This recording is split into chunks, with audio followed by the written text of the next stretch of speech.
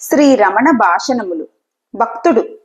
చిత్త ఏకాగ్రతకు, చిత్త విక్షేప నివారణకు ఉపాయాలు ఏమి? మహర్షి. శారీరకంగా జీర్ణాశయము మొదలగు అవయవాలను ఇబ్బంది పెట్టడం, ఉత్తేజపరచడం చెయ్యకూడదు. అందుకై మితంగా, హితంగా ఆహారాన్ని తీసుకోవాలి.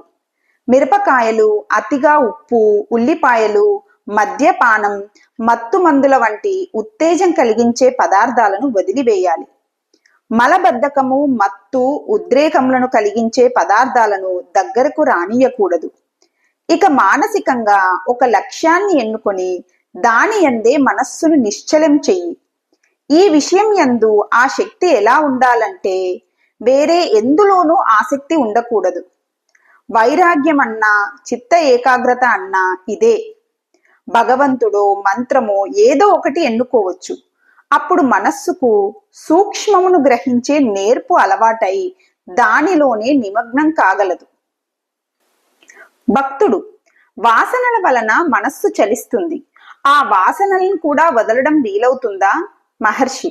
అవును, ఎంతో మంది అలా చెయ్యగలిగారు. నమ్ము. తాము అలా చెయ్యగలమని నమ్మారు కనుక అలా చెయ్యగలిగారు. ఏ వాసనలు తన్నంటని దానిపై మనస్సుని కేంద్రీకరించు, అప్పుడది సాధ్యమవుతుంది. భక్తుడు. ఈ అభ్యాసం ఎంతకాలం సాగాలి? మహర్షి. విజయం సాధించే వరకు. యోగము, ముక్తి శాశ్వతమయ్యే వరకు. ఒక విజయం మరొక విజయం కలిగిస్తుంది. ఒక విక్షేపాన్ని జయిస్తే ఇంకో విక్షేపాన్ని జయించవచ్చు. ఈ విధానం అన్ని విక్షేపాలను జయించే వరకు కొనసాగించాలి. ఈ పద్ధతి ఎలాంటిదంటే కోట నుండి వెలువడుతున్న శత్రుభటులను ఒక్కొక్కరిని హతమారుస్తూ చివరికి దుర్గాన్నే వశం చేసుకోవడం లాంటిది.